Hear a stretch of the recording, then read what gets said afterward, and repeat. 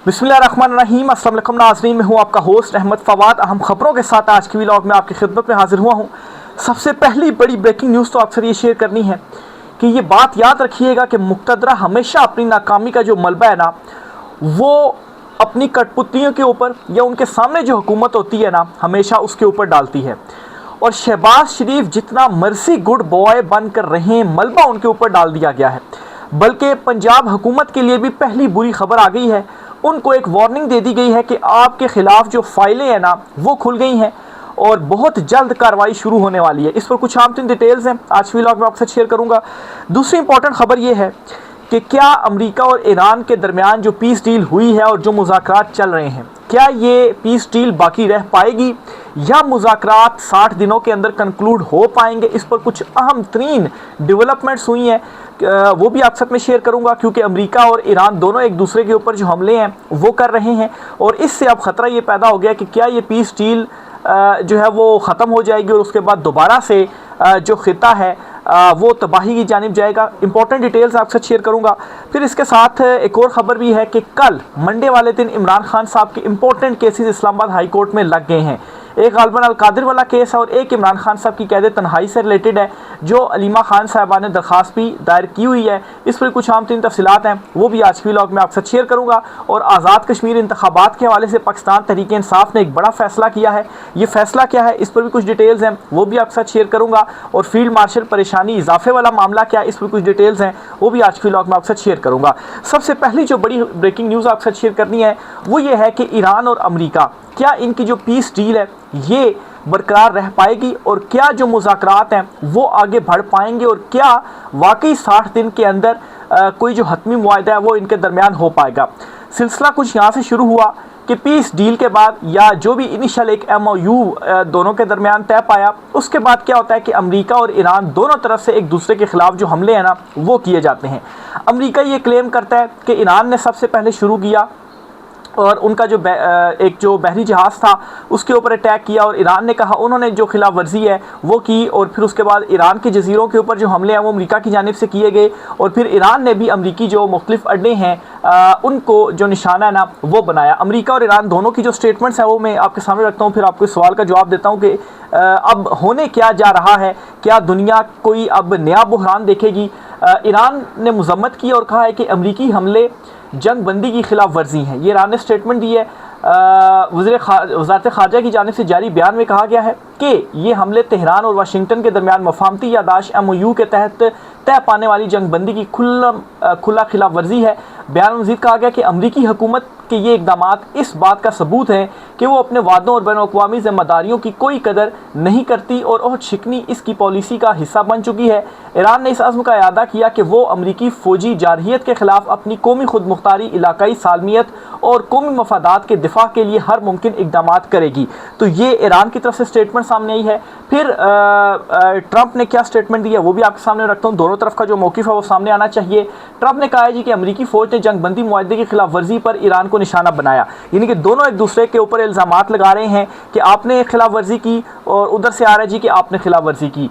Trump ने कहा जी कि ईरानी मिसाइल और ड्रोन स्टोरेज के मकामात और रडार साइट्स पर हमने हमले किए हैं।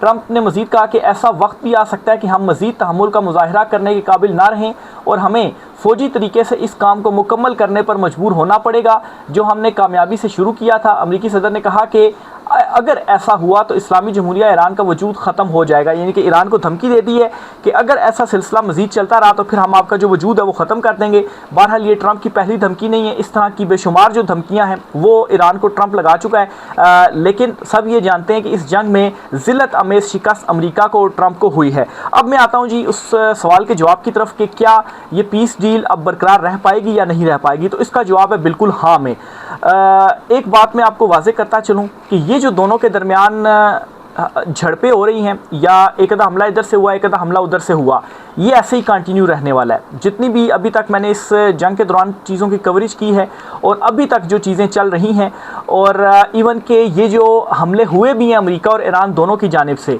तो इस पर ऐसा नहीं हुआ कि अमेरिका ने ईरान पर से जो पाबंदियाँ ख़त्म की थी वो उसने वापस ली हों या ईरान ने अब नया हरमूज़ जो है वो वापस बंद कर दिया हो। तो दोनों जानिब जो MOU हुआ है माफ़ कीजिएगा, जो उसमें चीज़ें तय हुई हैं दोनों के दरमियान, उन चीज़ों के ऊपर दोनों कायम हैं। यानी कि ईरान अपना ऑयल भी बेच रहा है, उसके ऊपर पाबंदियां ख़त्म हो चुकी हैं, और दूसरी तरफ अपना हरमूज़ भी खुला हुआ है, और ख़ित्ता जो है मैं ये समझता हूँ कि अब किसी बड़े बुरहान की तरफ नहीं जाएगा, क्योंकि अब नया हरमूज़ बंद नहीं होगा। दोनों के दरमियान इसी तरह के आप यूँ कहें कि हल्के फुल्के जो पटाखे हैं ना, एक तरफ से और दूसरी तरफ से ये होते रहेंगे, लेकिन कोई जो बड़ी जंग है वो नहीं होगी, और ना ही जो MIU हुआ है उसकी कोई खिलाफ वर्जी होगी। तो डॉट कनेक्टिंग की जाए, ये जो मेरा इस पर तजिया है कि पीस डील बिल्कुल बरकरार रहेगी, और 60 दिनों में जो इन्होंने मुज़ाकरात करने हैं वो मुज़ाकरात भी चलते रहेंगे, लेकिन उसके साथ साथ ये जो झड़पें हैं इसकी खबरें भी आप सुनते रहेंगे।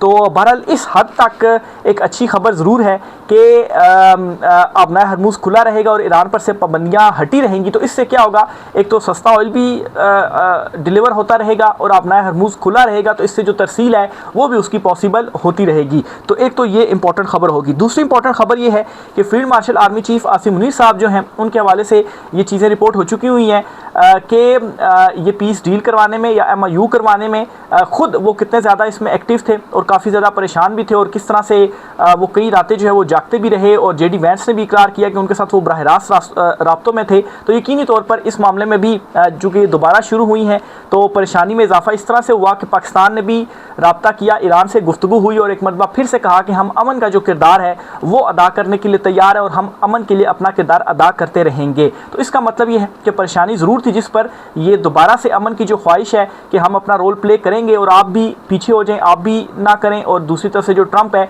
वो भी ना करे। तो बहरहाल जी उम्मीद तो यही है कि दोनों तरफ से ईरान और ट्रंप जो दोनों हैं वो हमले नहीं करेंगे, लेकिन जो एक खित्ते के ऊपर असर पड़ रहा था ऑयल कीमतें बढ़ने की वजह से और स्ट्रेट ऑफ हार्मूज़ बंद होने की वजह से, तो वो मैं ये समझता हूँ कि अब वो वाली चीज़ या वो वाली जो सूरत हाल है वो दोबारा डेवलप नहीं होगी।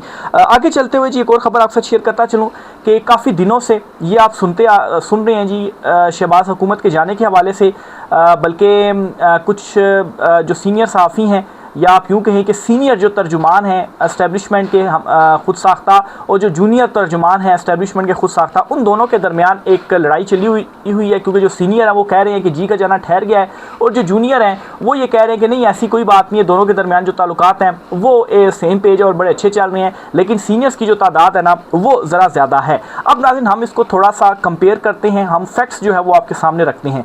देखिए माजी आप पूरा उठाकर देख लें, पाकिस्तान की पूरी तारीख़ आप उठाकर देख लें, जब भी जो मुक़तदरा है ना उसने हमेशा नाकामी का जो सारा मलबा है ना वो डाला हुकूमतों के ऊपर या उनकी कठपुतलियों के ऊपर, या उस वक्त जो हुकूमतें थीं, इवन कि इमरान खान साहब के ऊपर भी मलबा डालने की कोशिश की गई जब, और इसका इकरार ख़ुद मुनीफ फ़ारूक ने किया कि 1 साल के बाद ही उनको मुक़तदरा ने यह कह दिया था कि ठीक है आप इमरान खान को नाकाम दिखाएं, उसके ऊपर तनकीद करें और आवाम में आप जाएँ और पूछें जी कि तब्दीली आई या नहीं आई, और फिर ये भी कहा जी कि हमारे ऊपर जो कीचड़ है ना वो नहीं आना चाहिए, यानी कि हमें आप साइड पर रखें और सिर्फ वो चीज़ें हमारे पलड़े में डालें जो कामयाबियाँ हैं, तो कामयाबियाँ आप हमारे पलड़े में डालें और जो नाकामियाँ हैं ना वो इमरान खान के ऊपर डालें। तो अब भी वही कुछ हो रहा है। ये जो हुकूमत है मुकम्मल तौर पर नाकाम हो चुकी है। सुहेल वड़ाइश ने एक मरतबा फिर से जो इंकशाफ है वो किया, और उन्होंने कहा है कि वो अब भी ये समझते हैं कि ये हुकूमत जाने वाली है, क्योंकि ये ना सियासी इस्तेकाम लेकर आ पाई और ना ही माशी तौर पर कोई जो इस्तेकाम है वो लेकर आ पाई।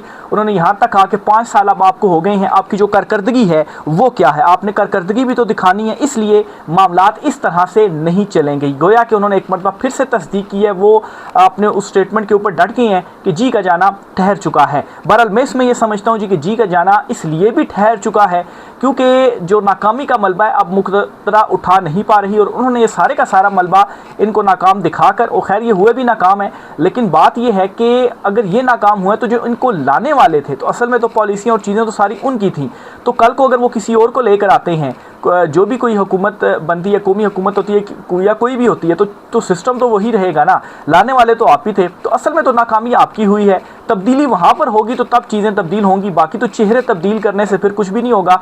पहले ऐसे किया जाता रहा, के जो चेहरे हैं वो तब्दील कर दिए जाते थे, अवाम एक्सेप्ट कर लेती थी, गुस्सा अपना उतार लेती थी। लेकिन इस मरतबा ये हुआ है कि अवाम समझदार है, उनके सामने मुक़तदरा भी एक्सपोज हो गई है, बाकी सारे भी एक्सपोज हो गए हैं, उनको मालूम है कि असल में डोरें कहाँ से हिलती हैं। बहरहाल अभी मैं ये समझता हूँ कि मलबा इनके ऊपर डालने की वो की जा रही है कि इनके ऊपर मलबा डालकर इनको साइडलाइन किया जाए। और खैर इनके ऊपर मलबा डलता भी है, ये है भी नाअहल निकम्मे ही है, इसमें कोई शक की बात भी नहीं है। लेकिन जो जड़ है ना उसकी तरफ भी तो फिर देखना होता है, उसकी तरफ भी जाना होता है।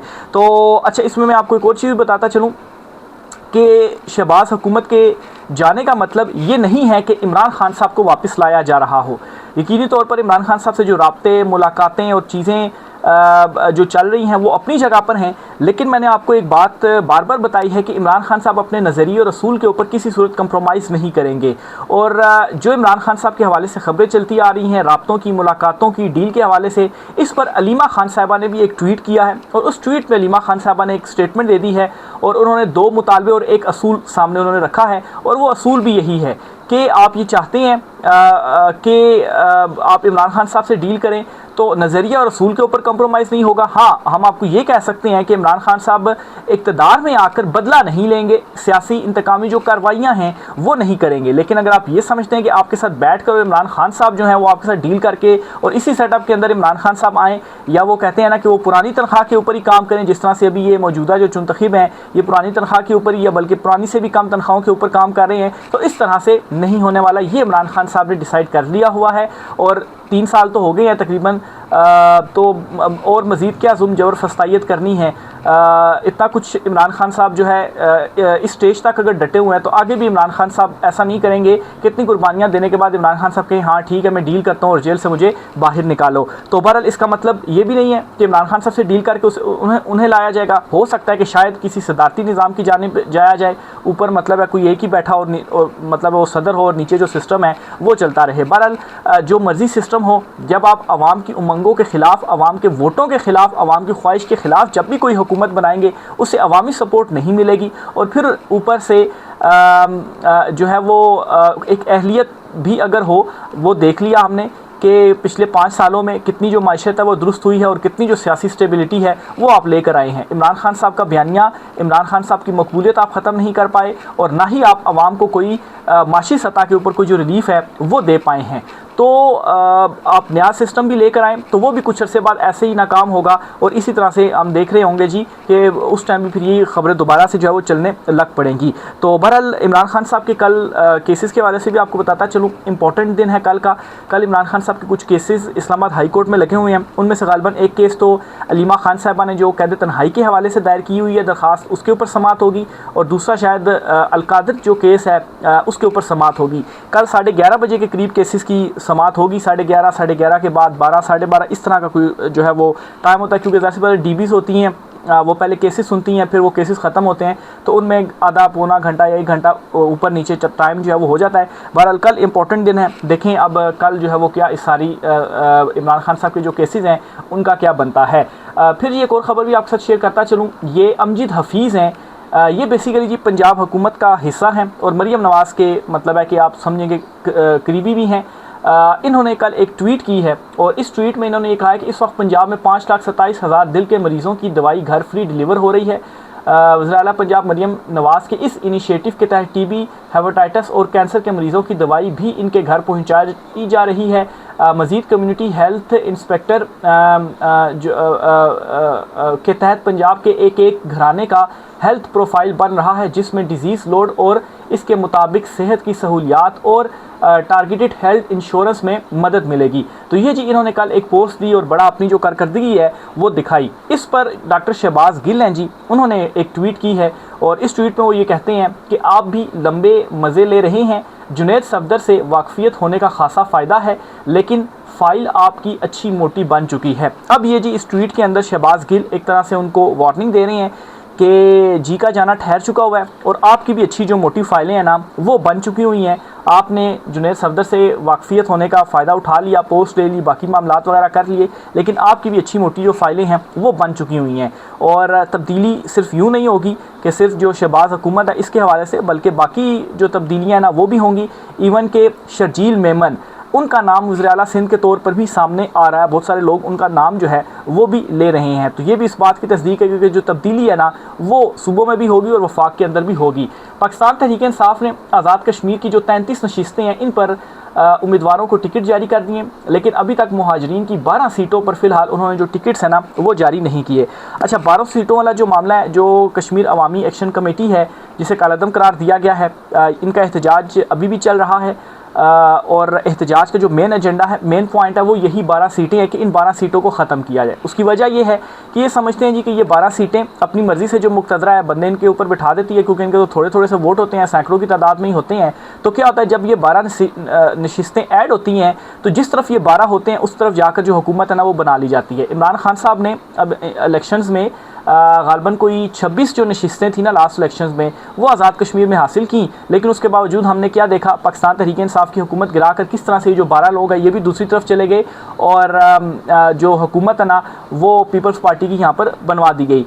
तो इसलिए जी उनका मुतालबा है और मेन जो जड़ है ना मसले की वो यही है कि आप यहाँ पर धांधली करके फॉर्म 47 के ज़रिए जो हुकूमत है ना वो फिर बन जाती है। तो ये उनके बुनियादी मुतालबे का मकसद है जिसके ऊपर हुकूमत का, रियासत का दो टोक मौक़िफ़ है कि 12 सीटों के ऊपर किसी किस्म का कोई बातचीत नहीं होगी और ये आप भूल जाएँ कि इनके ऊपर हम आपकी कोई शर्त मानेंगे, हम बल्कि आपके ख़िलाफ़ जो ताकत का इस्तेमाल है वो करेंगे और आपको जो सज़ाएँ हैं ना वो देंगे। तो पाकिस्तान तहरीक इंसाफ का ये बड़ा मानी खेज़ उन्होंने ये काम किया है कि 33 नशिस्तों के ऊपर तो टिकटें जारी कर दी हैं, लेकिन इन 12 नशिस्तों के ऊपर जारी नहीं की। अब क्या पाकिस्तान तहरीक इंसाफ ये समझिए कि वाकई इन 12 नशिस्तों के ऊपर टिकट जारी करने का कोई फ़ायदा नहीं है, क्योंकि आज़ाद कश्मीर में जो एहतजाज है ना वो ज़ोर पकड़ता जा रहा है। बल्कि यहाँ तक भी चीज़ें रिपोर्ट हुई हैं कि जिन हलकों में एहतजाज चल रहा है वहाँ पर इतना शदीद एहतजाज है कि उम्मीदवार वहाँ पर कागज़ात नामज़दगी भी जमा नहीं करवा पाए। और रावलपिंडी में उस एरिया की जो सीटें थी ना वहाँ पर एक मरकज़ वगैरह कायम किया गया और वहाँ पर कागज़ात नामज़दगी सबमिट करवाए गए हैं, क्योंकि अगले महीने आज़ाद कश्मीर के जो इलेक्शंस हैं वो भी होने हैं। तो बहरहाल पाकिस्तान तहरीक इंसाफ ने इंपॉर्टेंट जो इक़दाम है वो उठा लिया है। तो ये जी आज कुछ आमदीन तफसीलात थी। ईरान अमेरिका के हवाले से एक और ख़बर भी आपको देता चलूँ। Iran says it struck 8 US military targets in Kuwait and Bahrain in retaliation for overnight US strikes, warning of a strong response to any further attacks and threatening shipping in the strait of Hormuz. तो बहरहाल ये Iran की जानिब से कुछ जो दावे हैं वो किए गए। बहरहाल बात एंड पे वही है कि जो ये चीज़ें मैं देख रहा हूँ एक दूसरे के ऊपर जो अटैक्स हैं वो तो हो रही हैं, लेकिन मैं समझता हूँ कि पीस डील भी कंटिन्यू रहेगी। राय का साथ कीजिएगा। आज की व्लॉग से इतना ही, इजाज़त दीजिए। अल्लाह हाफ़िज़।